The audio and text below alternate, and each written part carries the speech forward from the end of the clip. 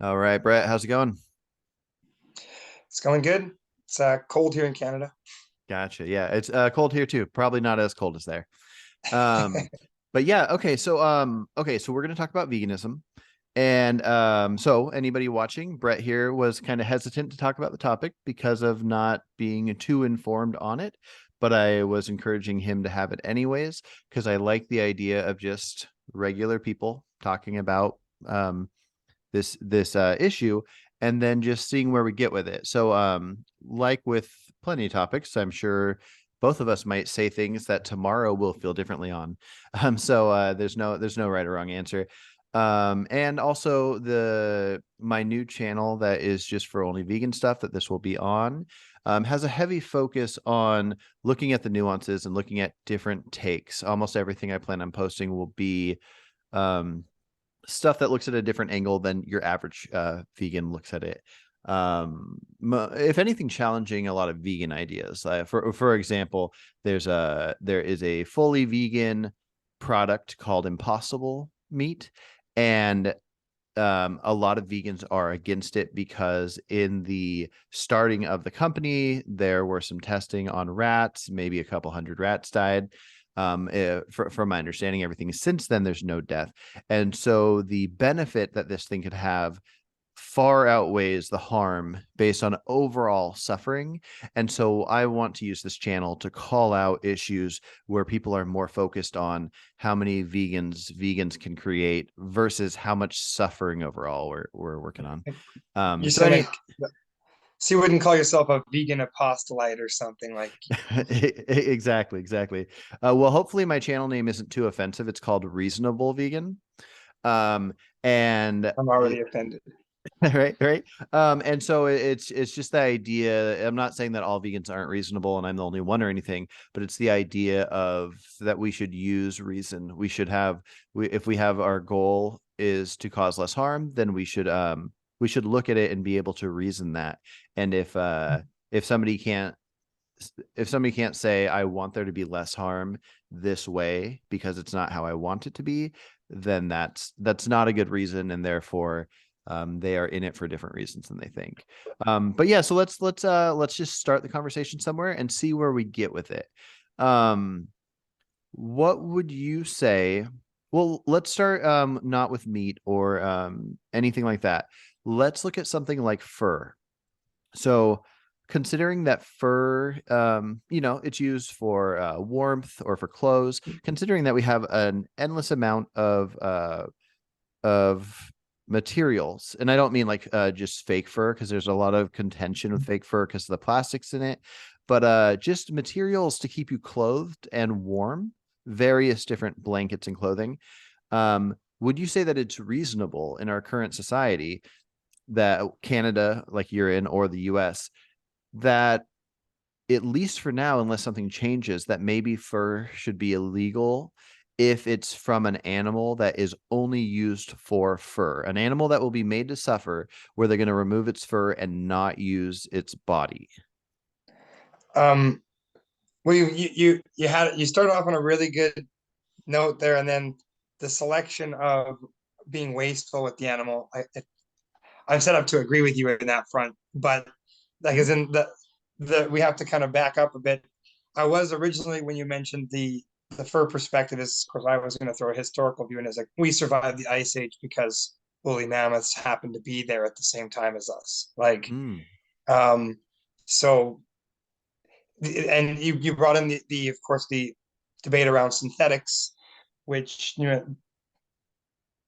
that's kind of the advantage of I'm going to make a free market argument, I suppose, in that like Mhm. that's the huge advantage of the free market. So you read about something like Beyond Meat, or you read about being wasteful with the animal. Like no, unless it's a super exotic fur, we'll take like rhinoceros tusks, or like you're taking the horn of a creature that it uses for self defense and leaving the rest of the animal.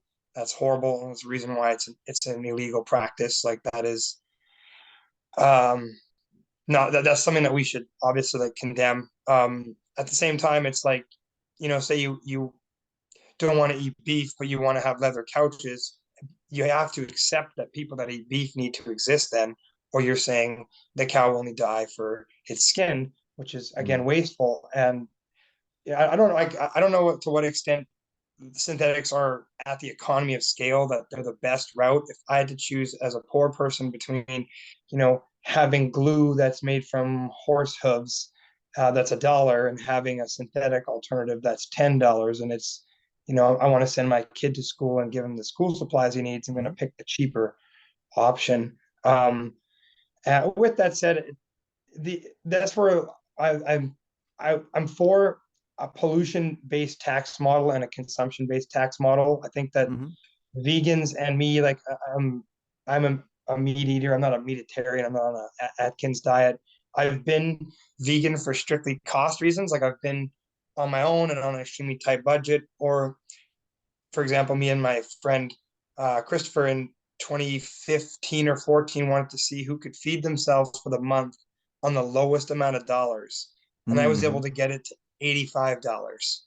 Oh I wow. fed from it. It was like, and it was basically a vegan diet. Like it was like rice, beans, frozen broccoli, ramen noodles, and Yeah. potatoes and apples. I think is what I had spent $85 on it in a bulk scenario.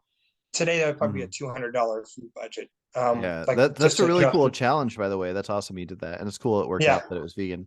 But Um, hold on real quick before, because I think we will branch off to a lot of things. I just want to see. So let's ignore price for the fur element real quick. Let's mhm. imagine. I'm guessing fur is more expensive, anyways, so the hypothetical doesn't change much. But Yeah. um, but yeah, and ignoring synthetics as well. Just looking at what fur is for. So it can be for warmth, so blankets or whatever, and it can be for clothing. Just considering the Or a abundance we have, wigwam. we're gonna leave that one out. For the abundance, the abundance we have for warmth, um, so let's just take one animal, like a minx. I believe a minx is only used for fur. They don't use the rest of the animal in any like how dog and cat food is made from animal byproducts. I don't think they use it for Mhm. that. So imagining that there's suffering, they're in cages, and we just take their fur. Would you not think that it'd be reasonable to say we shouldn't be able to use that? Like if so, for another example, if somebody takes a bunny and let's say somebody finds it reasonable to do testing on bunnies, and then somebody finds it reasonable to eat bunnies. So people eat bunnies. It's not really, you can't get it in Yeah. stores, but Uh, let's say I eat rabbit. I've trapped rabbit okay. and ate So them before. so let's say that the people that would use the fur for rabbits for something, let's say somehow that their body is making it into some kind of like cat food or something, and so you got these various different uses for the bunny. So I'm not going to try to argue that one right now, but if you take the different animals that they have no uses for, and the people doing the action are only doing it for the fur, do you think it would be reasonable for the government to say, similar to how you can't punch a dog in the face for fun or can't punch a cow in the face just for fun, that you can't torture a minx just for a product that we can get elsewhere? I think that the strange outcome of government regulations would just drive the price of the minks for up. What you've done is you've taken an item that I would agree with you that there is something morally objectifiable about, say, factory farming an animal for a single use where its net benefit is totally mitigated by alternatives. Like, you Mm-hmm. know what I mean? Like there's enough, and even in this argument, you're trying to take some of the alternatives away while saying that we live in abundance. So um Well, maybe not ultimately, an abundance of fake fur or anything, but well, an abundance but of let's warmth. take the premise those, because I would agree it's morally objectifiable. Say, like I mentioned earlier, is like if you have a cattle farm, you have a massive condensed place where you're forced breeding and keeping cattle as tightly compacted as possible, fattening them up, taking their leather, and then like burying their carcasses. Mm-hmm. Um, from an economics point of view, it's very wasteful for like just so that's like one of the lenses I'll put on. But Mm-hmm. also it's morally objectifiable because of the alternatives. Like because just like I said before, like when I like that you say you're reasonable, because like an unreasonable vegan is like hates that human beings killed woolly mammoths to survive the ice age. And I don't. I Mm-hmm. think we're the apex mammal. I think that our branch of evolution makes us the shepherd of this planet. We're the only Mm-hmm. species that says, why are we here? Conducts writing and passes it down a generation. So how can we have that knowledge and use it to decide that we are to be condemned? Well, not So just that. Individually, we have such a will to survive, whether people admit it or not, or even if some don't. I would kill the shit out of a woolly mammoth to survive, and especially to keep my family alive and to keep myself alive to protect my family. I don't care if it's illogical or not. I have a strong urge to survive and to keep my loved ones alive way more than I care about the suffering of others, but I care about the suffering of others more than almost everything else.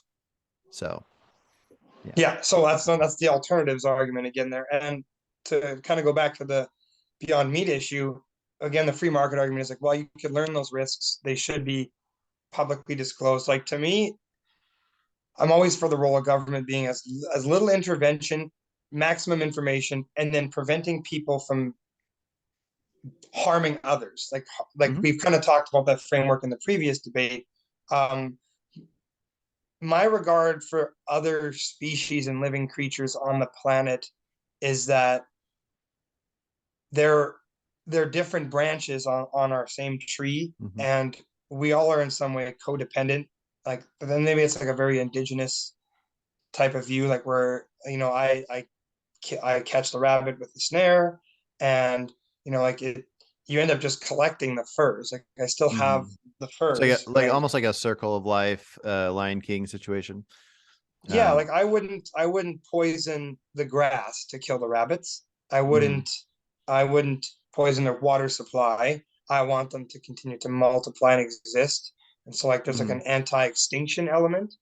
One of my debating points when I've talked with other vegans, and maybe you'll try and take this apart with me, is Mhm. like, to me the alternative for say if everybody was vegan tomorrow is the domestic cow and the domestic pig and the domestic chicken.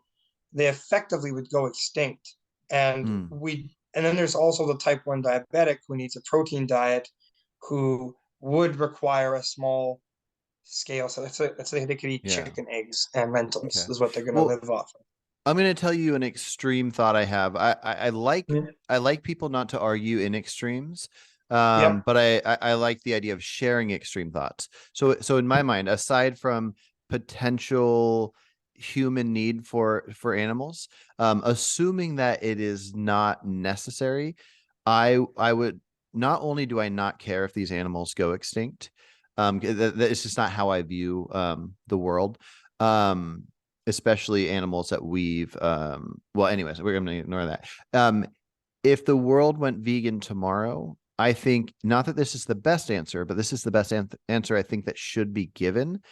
You could take every farm animal, execute them all at once, have them all go extinct, and that would be more ethical than we currently have, and that would be one route I would say to go. There are better routes, but before I explain that and go that way, I do want to challenge something that we were talking about before this a little further, and then we'll jump to this. So I do realize that maybe we have to hold off on the minks fur element, because I want to challenge what you said on government. I too am for a small government, but even if you're not for a small government, I want to challenge an idea on how far you think the government can go. So when I bring up dogs here, I'm not bringing them up as in there's certain countries that eat dogs, and so we should view dogs the same as cows. I'm not doing that. I'm just talking about the simple fact that in Canada, in the US, humans have dogs, and even if we want the government to be small, do we not want the government to say that if a police officer saw a guy just beating the shit out of his dog, um, that and let's say there's no self-defense at all, he's just an asshole and he's punching his dog in the face, or he takes a bat to it, the dog's still alive but it's going through all this suffering. Do you not think that even if we want a small government, that part of what that government does involve the protection of suffering, let's say at least for dogs? Mhm. I would like the government to target malevolence and sadistic acts in as broad language as possible. So to me, it's wrong to abuse somebody in that way, like to abuse something, like, and there's a totalitarian element to that because it's like, oh, a guy kicks his car. Do we argue that the car has some kind of significance? And I think me and you would agree that living creatures, we can restrict it to living creatures.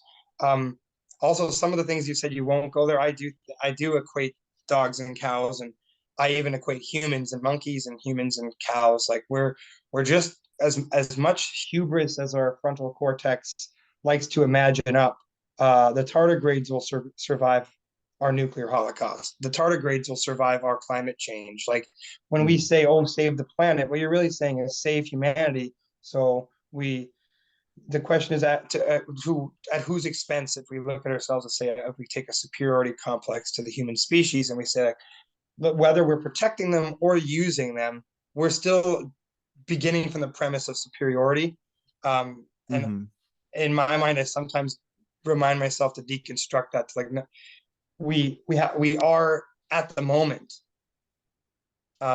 So I think that certainly you could have a legal system that was simple enough where if, like, you know a cow having poor living conditions and being used as food is not the same as a guy walking up and randomly pistol whipping his cows because he had a bad Mm-hmm. day. Yeah. So you would say that if somebody randomly walked up and pistol whipped their cow, or if somebody in It's public probably a was crime in India. yeah, right. Yeah. But let's say in Canada and the US, or I guess we'll just say Canada because I'm asking your opinions. Do you think your government should, if a cop saw this happen or if it's caught on film, that the person should at least get a fine of sorts or a couple days in jail, or that there should be something that's saying it is not permitted? Um, I wonder if, and this wasn't talked about in my prison reform thing, but it would seem to me that, like, people like that need help at first. Hmm. Like they need the my goal is uh a human that doesn't engage in sexual activities. So that would be like the idealized outcome. And so I don't think a fine works because then Yeah. that just means rich people get to beat their dogs and they just pay their fines and laugh like megalomaniacs. I guess That I doesn't. mean government intervention, because you could take something that somebody could find it immoral to be gay. Mhm. But just because they find it immoral, it doesn't mean that the government should intervene in either the way you're describing getting help, because some might think they need Yeah. help and some don't. And also there shouldn't be a fine or jail time.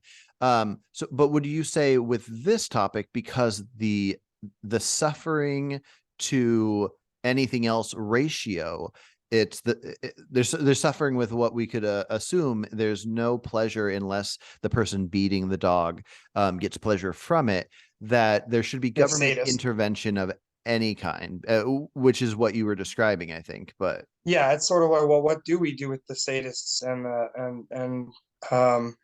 Machiavellian, like people that just want to see people suffer, and there's social suffering between people. There's obviously people that take, like, um it's like, what's worse, an individual that depresses a community, with emotional rhetoric, or somebody who beats their dog. Like, we're making, like, if you're pro humans as the apex creature, then we fight amongst ourselves over who protects the animal, who doesn't.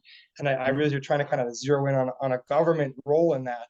And I feel like that's a community role. That's a cultural role. That's like I'm not even, I'm trying to think of a framework that Yeah. I think government can help in. And it's like, well, like that, if that person gets pleasure from beating animals or beating things, it's like effectively that person probably shouldn't be in the community until they feel otherwise.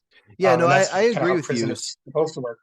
So Um, if your neighbor was beating a dog, and let's say your neighbor might get in some trouble legally, but then also separately, you being part of the community of your neighborhood, you might say, I want to hang out with this person and maybe convince them to have different morals. I agree with you. There communities can do various different things. But what I would say is, even if the community is working on something, there might need to be a legal element that says, if you physically harm an animal to this point for no reason at all, you lose your legal ability for, say, a certain amount of time to own that type of an animal or a different or any animals. And then so there's no fine, there's no jail time. It's just that now that dog gets removed from you and goes wherever, Mhm. goes to a rescue or something. And it is now written down. You have a warning that says you can't own a dog. And if your neighbors spot you owning dogs and turn you in, and it's found out that you have one in your house, then you might get a fine or jail time because you're breaking the law that is specifically designed for you. Something like that. Does that seem reasonable? Um, yeah, and it seems reasonable at first glance because you know that's within the community. It doesn't seem reasonable when I contrast it with factory farming.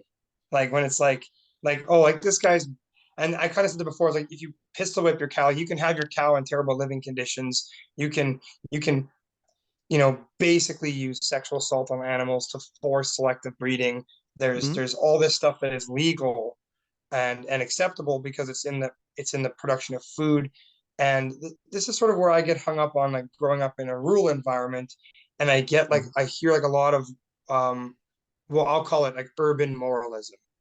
Um, Mhm. and I kind of just making that term up. I don't know if it's like a real term or whatever, but there I seems to like it. be like this disconnect. Like, you know, like my father kept dogs because they kept coyotes at bay because they didn't bite the horse's legs and but that dog was always at risk of being killed by the coyote. So Mhm. some urban moral view might be like, oh, that's wrong. That's not fair. Take that man's dogs away. There's definitely the example that we're using is a lot more black and white. You know, like person is beating their dog. There's no tangible benefit to society, and Yeah. therefore that should be wrong. Well, and that's And kind of what I'm trying to focus on, because I don't necessarily think somebody should um I mean, again, with extreme ideas, I don't think people should even own dogs. But I don't want to what convince you. happens to the dogs though then once they're not ownable?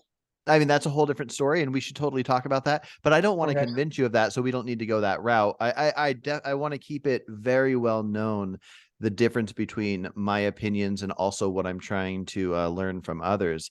But yeah. So let's assume that the society agrees, the government agrees, the people agree that the risk of this dog dying doing this job of a thing with coyotes, because it's connected to this other thing, there might be reason to where you can say that person's not just making an animal suffer for no reason. So that is why I want to pinpoint it down. So and I think you gave me an answer. I think you feel that there is something that could legally be done by a government to prevent a dog from getting beaten for that reason alone. And if so, I want to branch it off to something else. So, do you agree that there can be some government intervention there? Yeah, I would like I suppose if like at a municipal level or like a community watch, like I wouldn't say enshrine that in federal law. Okay, let's say Like you are the emperor of Canada. There's nobody else that makes any laws.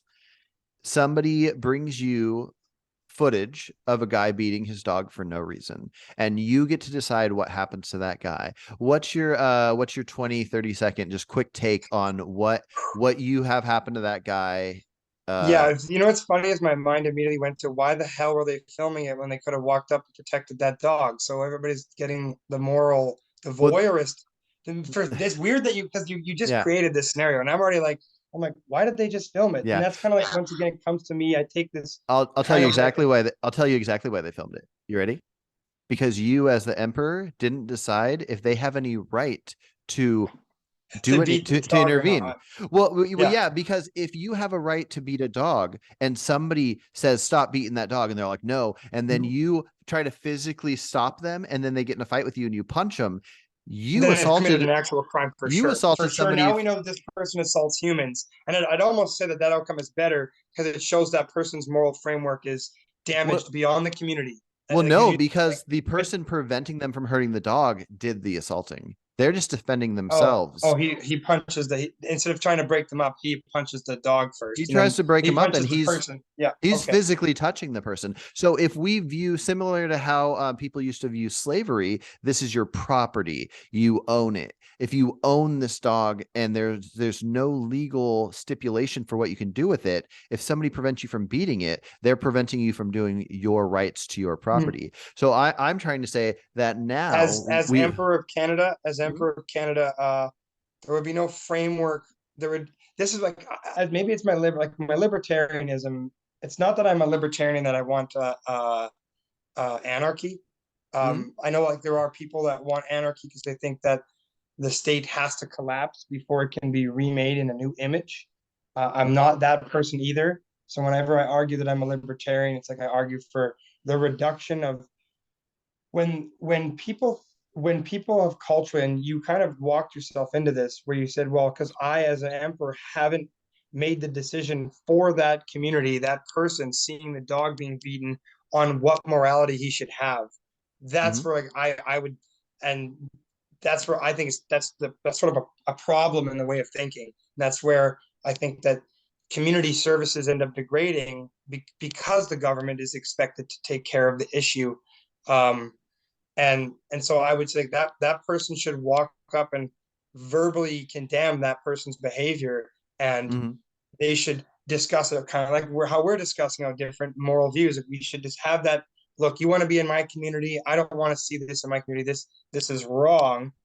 That the government taking a legal framework, let's say a $10 million legal frame apparatus to stop Mhm. dogs from being beaten, when we have more, to me, more pressing issues to Yeah. handle as a civilization. Okay. I Well, think we the were community can talking. handle that in real time if we just tell the community that they can trust their gut or their judgment. I think that, like my dad, when we were training dogs, he only ever used a newspaper to swat the dog, and his philosophy was like, your hand is a gentle thing for the dog, but it can Mhm. understand that this comes out when it's done wrong. And it Okay. would take like 2 or 3 swats, and now you just Mhm. take out the newspaper, and that signals to the animal that they've done something wrong. Um, Interesting. Well, let me pause you for a quick sec. Okay, mhm, so instead of talking about punching a dog for no reason, let's just say a person then, because I do want to understand your full, without getting too far into it, mhm. the role for government. So you're emperor, and a guy just goes up and randomly punches another guy in the face. Now, obviously, within their community, they can work stuff out, but legally, what does the emperor say should happen to the guy that punches the other guy in the Yeah, face? that is where there is definitely a legal framework where you're causing harm to somebody physically or financially. I think those are the two forms of harm that the government Mhm. should regulate and I agree. intervene in. So I'm going to cut you off, and sorry to cut you off. Mhm, I needed you to answer that so I can go back to the dog real quick. Okay. mhm. So now you're still emperor. You feel the thing you just said. And now there's a guy and a dog. The guy knows exactly how dog organs work. Organs is in their body, not an organ like the piano type. Um, he takes a knife, he stabs the dog, his own dog, just for fun, no reason. But he misses some organs. The dog's going to be living, it's going to be suffering. There's blood. The dog's going to be all right, but he stabs it. Another guy sees it and goes, "Stop that!" And he's like, "No." And then that guy punches the guy in the face that stabbed the dog. Now, according to Who's your receiving the punch? The dog stabber is the receiving the dog punch. stabber is receiving the punch. Now, according to the law currently, unless we add more laws, you're saying the government should put the puncher in jail. Now, I also actually agree. I don't think somebody should be physical with somebody um, to break up dog situations. I just think there should be an outcome for the person being violent to dogs, because I do view humans on a higher level, but it's complicated. But what I Mhm. do need to say is that normally with your law, you're putting the puncher in jail. But since you're saying the community can deal with it, and I brought the level up higher to stabbing the dog, what do you tell this guy that normally would just go to jail for punching the guy? Who are you more mad at, the stabber, the puncher? How do your laws work now? Um, well, so obviously you're looking at the punch is less harm than the stabbing of dog. Okay. Um, it's still wrong to punch another human. Like, and you kind of said, I don't put us on a pedestal other than that we can organize ourselves as if on a pedestal. That's kind of what I was saying earlier there. And from Mhm. that framework is you shouldn't have punched the person. Like, the that person needs a social intervention because they shouldn't be stabbing dogs. And I don't Mhm. think that, like, locking them up seems like a waste of resources when it as a comparative metric. Like when we have, our the more our governments focus on these smaller and smaller things, the worse it gets at the important stuff. Like the number of, like DNA came along and suddenly we were able to close a lot of sexual assault cases, a lot of Mhm. crimes. The ability to solve crimes went up, and so there was this moment in, like, say, everybody has this nostalgia for the 90s. What they don't realize is it was a combination of the Berlin Wall falling, the ability to synthesize and compare DNA fragmentations Mhm. that briefly ushered in the perception of a safer society, and then we immediately moved into nitpicking things like airbags and seatbelts Mhm. and animals, and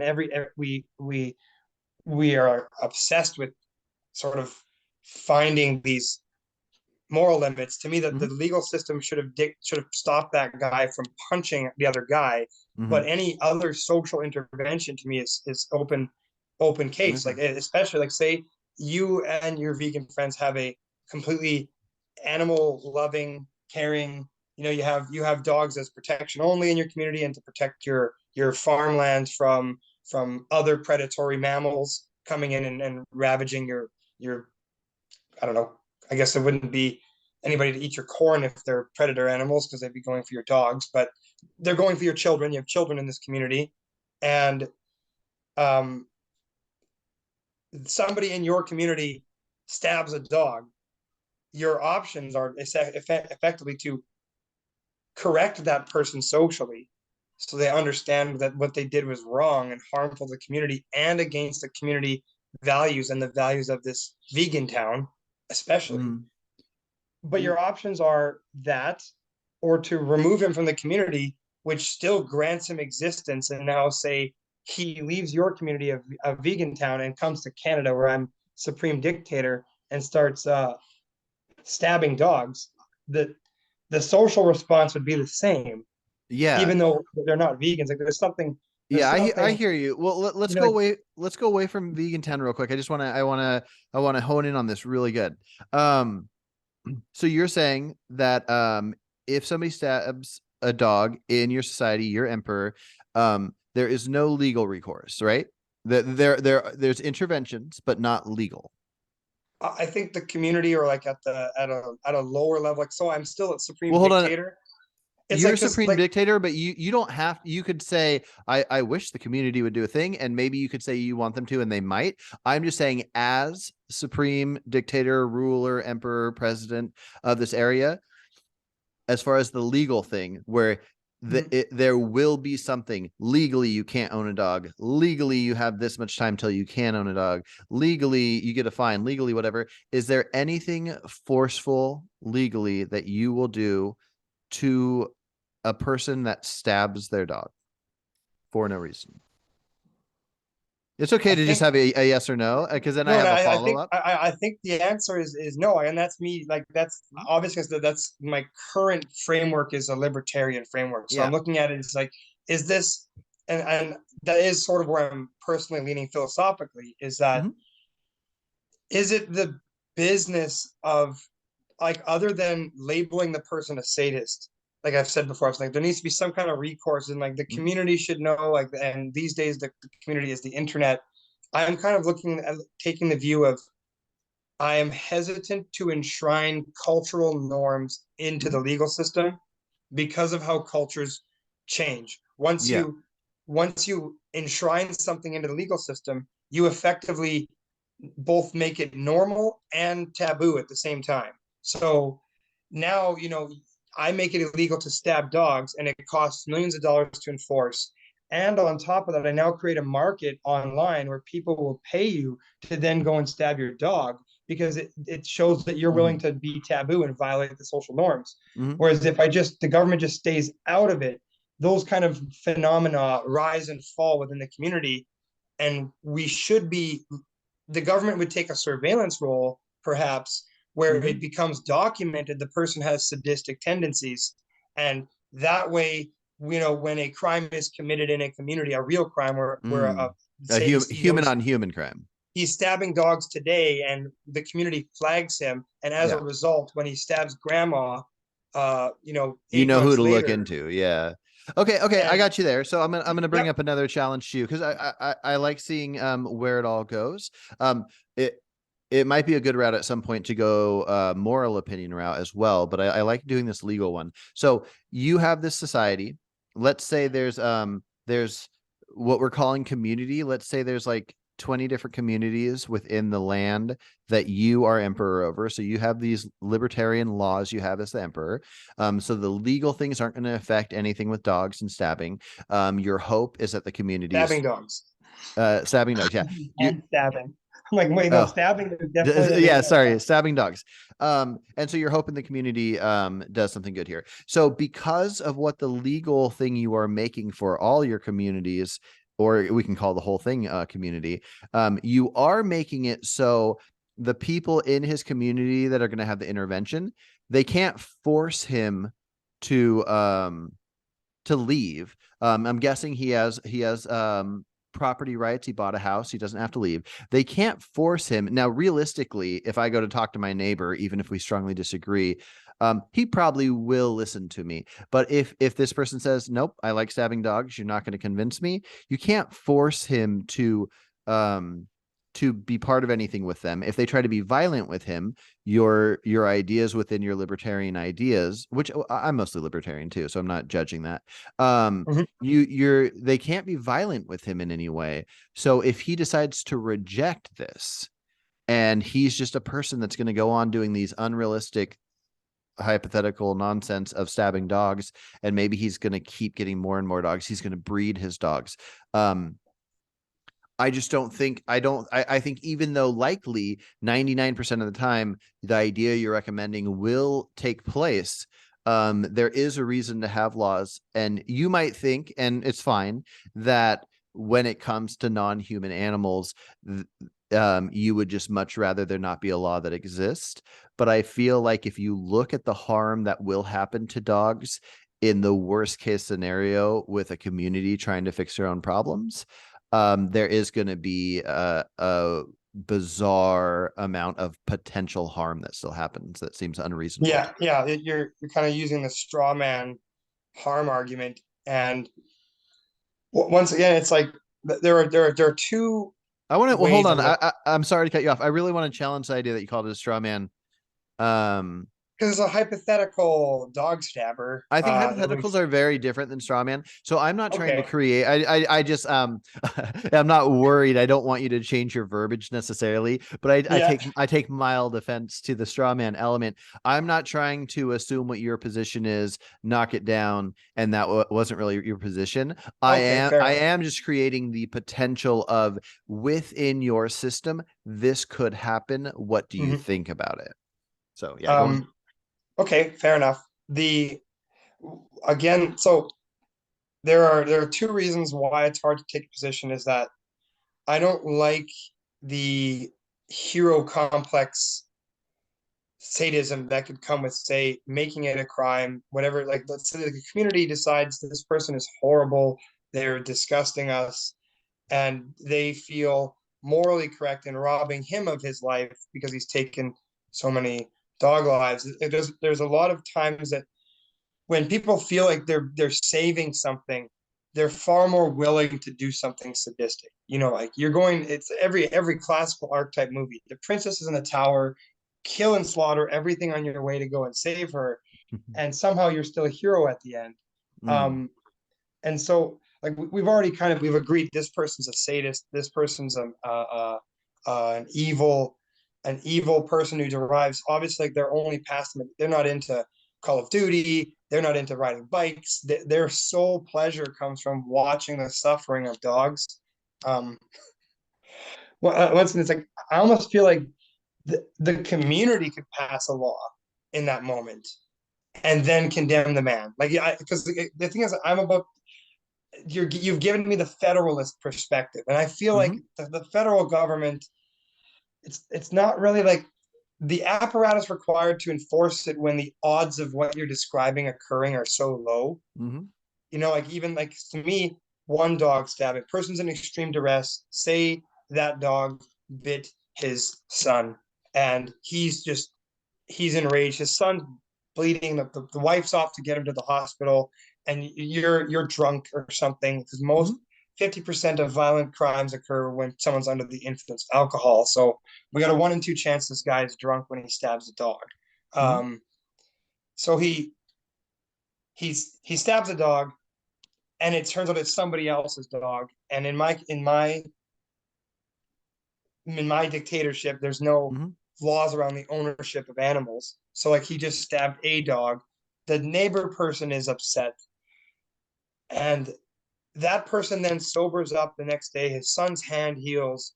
And now him and the other person are in a dispute over what harm has Hmm. been done. And the reconciliation is going, well, he was biting children, so I killed Hmm. the dog. Like there's that.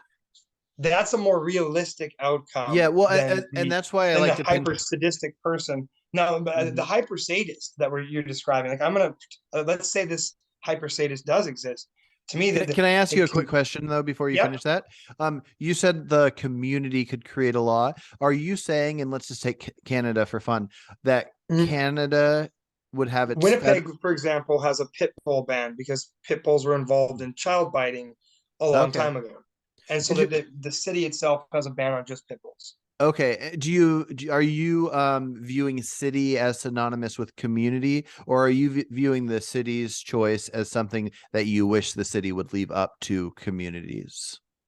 Um, I think at the city level, if the culture is somehow manifesting a high level of dog stabbing people, that it might be in its interest to introduce a policy at the time to make Hmm. that a crime. Okay, and Um, that's the community you're referring to. yeah, and So so the I take federal everything law from like, shouldn't make yeah, that thing that Winnipeg is doing because of what happens to be happening there. They're not going to make the other, is Winnipeg a province?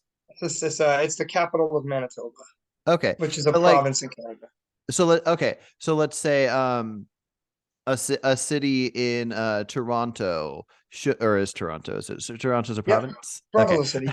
Oh, it's a city. Okay. So just because Winnipeg has this issue with pit bulls, you're saying that Canada shouldn't make it to where Toronto has to do it. But if Toronto separately wants to do it, they do what they do.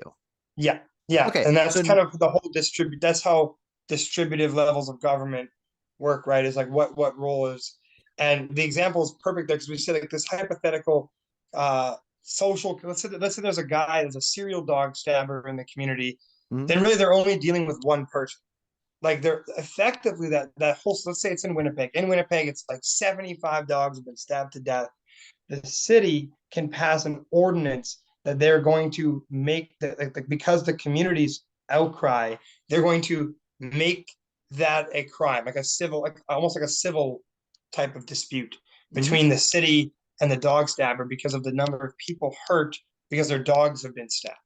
Then you mhm, have a case where the community would, someone would go, the victims of the dog stabbers, they band together, they start an ordinance. Like that is a volunteerist process that then leads to that person being, put in a mental institution, which is probably what the outcome should be. And that's once again where I said we should be identifying sadists and people that mhm, get pleasure from harming things. Those are those are bad people. Like mhm, those are the same people that are predatory on underage girls, and then they don't press charges later on, and they also, some of them develop a fetish for that type of an encounter and unintentionally spend the rest of their lives bouncing from men that are sexually sadistic. And so like that's, does the government suddenly enshrine in law that, slapping somebody in the bedroom is a crime? Do we suddenly say that's a crime, or is it okay when they're consenting? And the advantage of the libertarian view is you say the government isn't there to steer culture. For example, I can talk about how this kind of has backfired with the LGBTQ community. It's like before the gender pronouns thing in Canada was enshrined in law in Bill C 16. 15. 16. You'll see 16, yes. Built in, when it became enshrined in law, suddenly it upset people that would have never batted an eye on it are now upset that now somehow it's the federal government's business what type of orientation you want the community to describe you as. And that Yeah. doesn't work, they for a place like Steinbach that's 90% Mennonites, German immigrants, Christian, for them that's like abhorrent. Their definition of gender is really simple. You're born with a Okay. dick or a vagina. And Mm. now that doesn't mean that Vancouver couldn't have passed something like that. If Vancouver has a culture that's manifesting a ton of gender dysphoria and it wants to deal with that symptom by just allowing it, then it can. As a community, it Gotcha. can Okay. enshrine it. I like a lot of ideas in there. So I'm gonna ponder that and maybe we'll talk about that at some further time. So I do only have a few minutes left, maybe five to 10. I do want to get your quick thoughts morally. Let's take the closest person in your life. Is it your mom? Is your mom the Um, closest?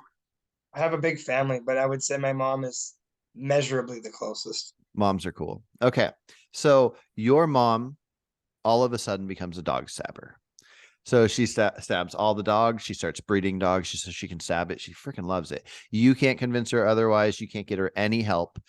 Would you, because of how morally drastic this is, would you not talk to her anymore? And if you plan on her watching this conversation we're having, would you rather swap her out for somebody else to answer the question?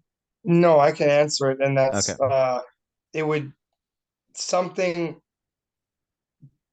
it would completely shatter the image of my mother that I have for her to do Mm, that. Everything that she stands for as a person is not a sadist.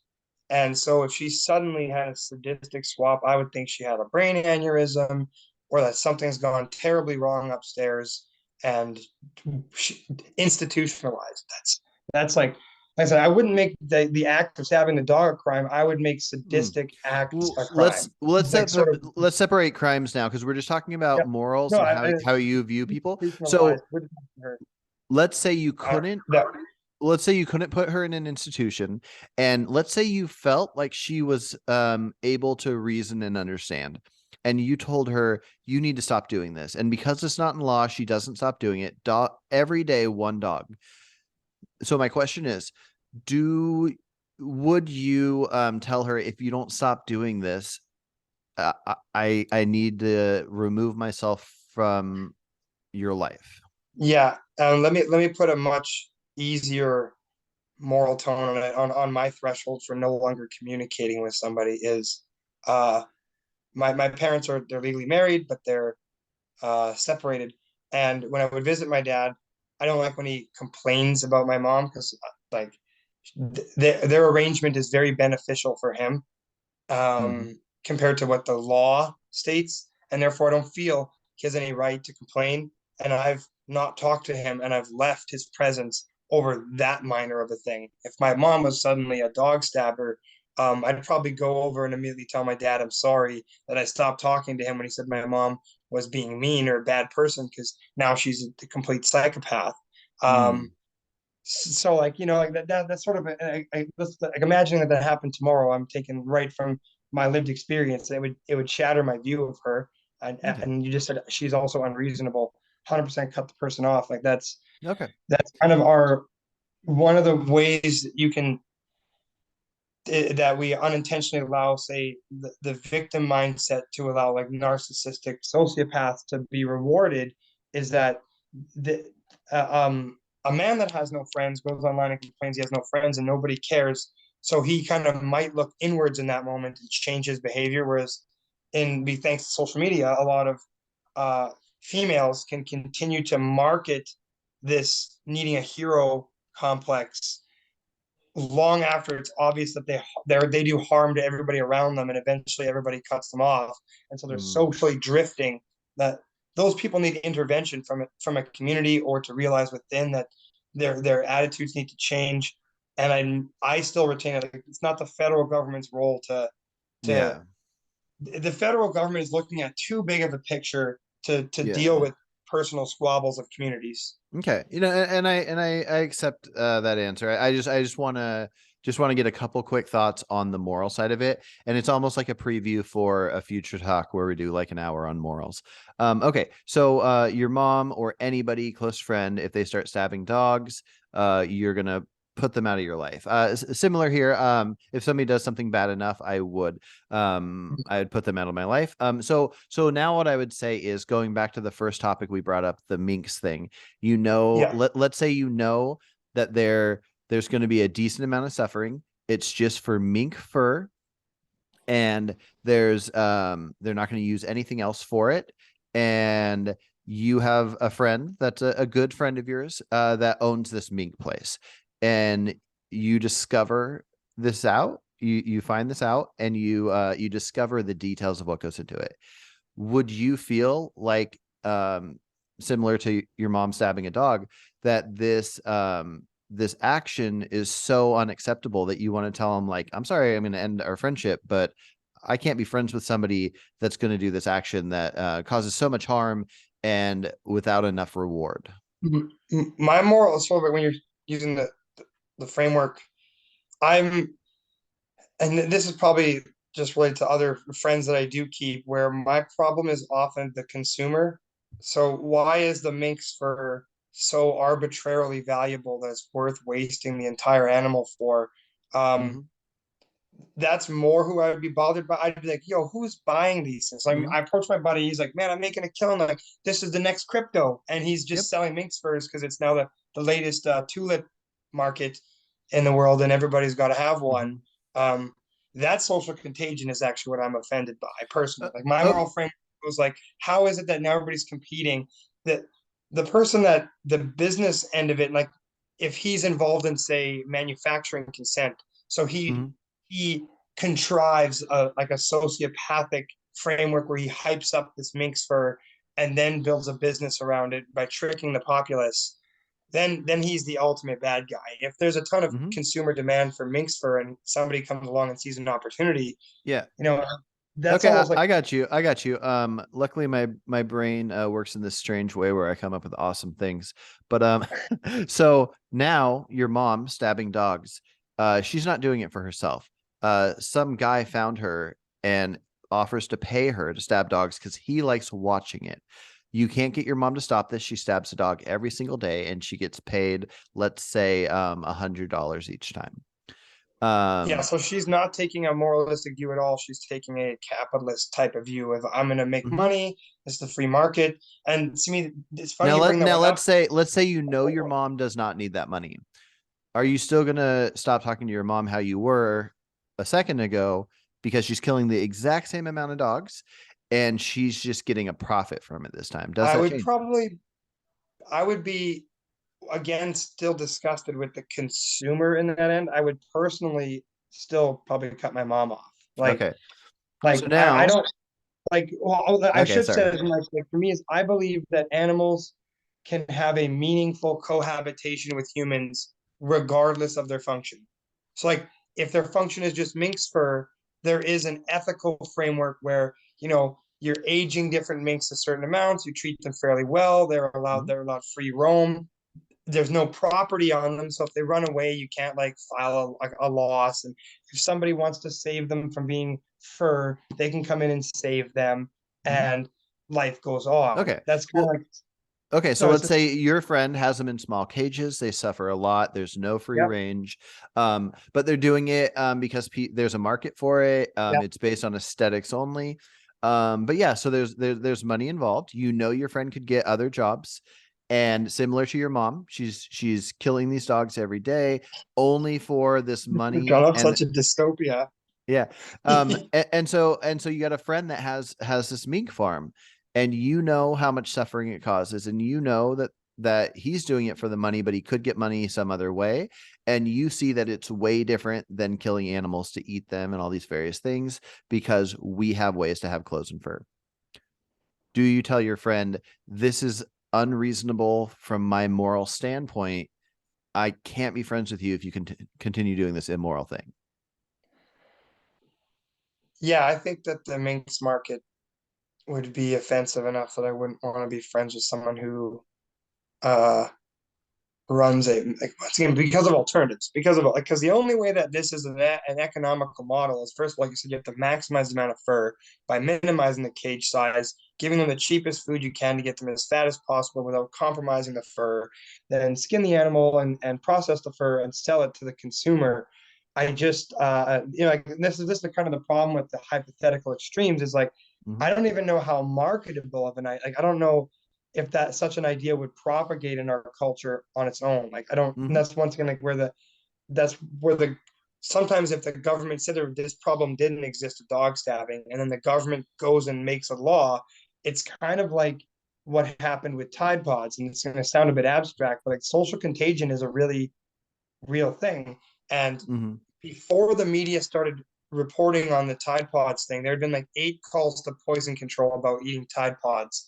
And then the number of phone calls to poison control skyrocketed after the media reported on it. Mm. So Yeah, sometimes an issue within a small community shouldn't be hyper aggrandized until it's the federal government's problem. Now, I for sure. personally, I'm the example would be I would find it offensive personally, both the consumer and the friend of mine doing this endeavor, not because I care about the mink's well-being. Let's be honest. I say humans. I'm for other humans Hmm. more than I'm for an oak tree or any other species. Hmm. With that, I'd be upset that he's being wasteful, that he's not utilizing the whole animal to give it true purpose, that he is exploiting a social trend right now to buy mink's fur that is that's what becomes immoral to me is that this animal isn't. But not the suffering at all, just the wastefulness. I think that causing if you're getting pleasure from the suffering of the animal is wrong because that's you as a human having something wrong upstairs that you're getting pleasure from the pain and suffering of an Okay. animal. I think that in a practical application for an animal scenario, that the suffering becomes irrelevant. Practical the application. So like if somebody were to say, putting 500 pounds on the back of a horse is immoral and it's suffering, but it's the difference between me getting uh grandma to the hospital, Hmm. then fuck the horse is suffering. The horse is carrying 500 Oh, pounds whether it likes it or not because grandma needs to be saved. no, I agree. Like I'm just saying if I had a friend that had a mink farm and those minks could not feel any suffering, like at all, they were essentially like cloned minks that were programmed to not be nervous able to systems feel removed, anything. Yeah, frontal yeah, exactly. cortex removed. I don't even Yeah, think I'd care at all. You can take their fur. I don't care about the waste. So yeah, I think what matters is the ratio of suffering to yeah. waste. I think that I'm going to kind of jab at you as a vegan there is that Yeah, go we for it. sometimes anthropomorphize animals into our lived experience. Like we Yeah. imagine if I was a cow and I was going to be nothing but a steak, how horrible I would feel about my life.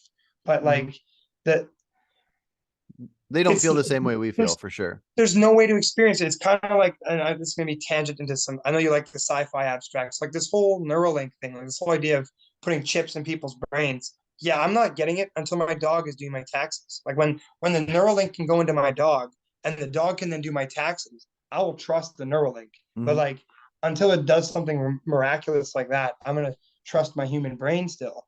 Yeah. Um, I use it as an example because like many dogs might die in the pursuit of making the H&R Block dog. You know, we're trying to unlock a human-like intelligence in the dog, and many dogs die on that journey.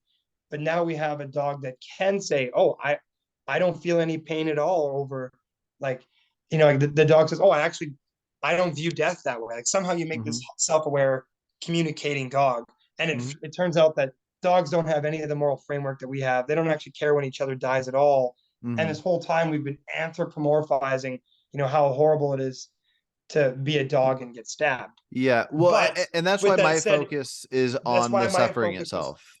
yeah, and you see, like for me, I took the view of it should be wrong to derive pleasure from suffering. That's where my Mm. moral framework comes from. Is Mm. not it's not that the dog's suffering matters. It's that getting pleasure from the suffering of living creatures is wrong. The human mind shouldn't derive pleasure from useless, unnecessary suffering. That's Got where you. my moral framework draws the boundary. And so Yeah. we have a lot of common ground on that front because it means I don't want people stabbing dogs. You don't, even if the Mhm. reasons that we determine that are different. You know, For one is the sure. reduction of suffering of the dog, and to me, it's the type of mind in a human that gets pleasure from sadistic acts. That to me is the Gotcha. problem. And in that context, then the Mink's business person, you know, I might not like his conduct, and I might not like what he's doing. I probably wouldn't be his friend, but am I going to kill him, say, to put a stop to the suffering of minks? Absolutely not.